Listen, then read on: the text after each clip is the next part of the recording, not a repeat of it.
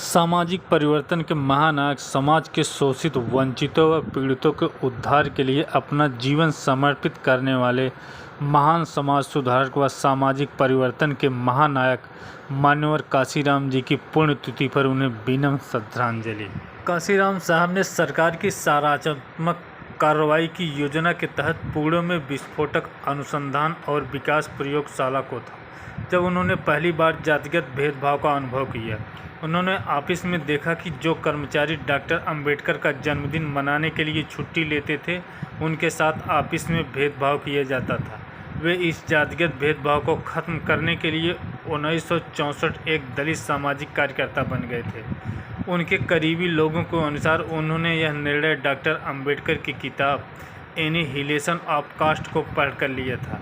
काशीराम को B.R. अंबेडकर और उनके दर्शन ने काफ़ी प्रभावित किया था।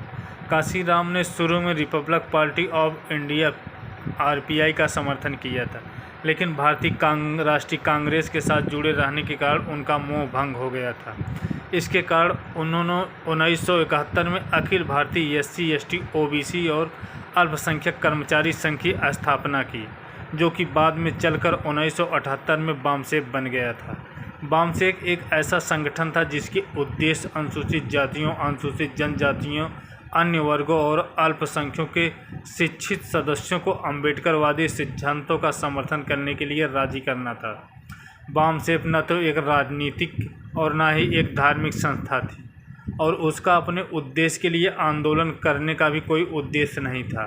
सूर्यकांत बागबोर कहते हैं कि इस संगठन ने दलित समाज के उस संपन्न तबके को इकट्ठा करने का था जो कि ज़्यादातर शहरी क्षेत्रों, छोटे शहरों में काम रहता था और सरकारी नौकरियों में काम करता था, साथ ही अपने अछूत भाई बहनों से किसी तरह के संपर्क में नहीं था। इसके बाद काशीराम साहब ने 1981 में एक और सामाजिक संगठन बनाया जिससे दलित शोषित समाज संघर्ष समिति के नाम से जाना जाता है। उन्होंने दलित वोट को इकट्ठा करने की अपनी कोशिश शुरू की थी और 1984 में उन्होंने बहुजन समाज पार्टी की स्थापना की थी। उन्होंने अपना पहला चुनाव 1984 में छत्तीसगढ़ की जांजगीर चंपा सीट से लड़ा था। BSP को उत्तर प्रदेश में सफलता मिली। शुरू में दलितों और अन्य पिछड़ों के बीच विभाजन को पाटने के लिए संघर्ष किया। सन 1982 में उन्होंने अपनी पुस्तक द चमचा युग लिखी, जिसमें उन्होंने जगजीवन राम और रामविलास पासवान और रामदास आठवले जैसे दलित नेताओं का वर्णन करने के लिए चमचा शब्द का इस्तेमाल किया था।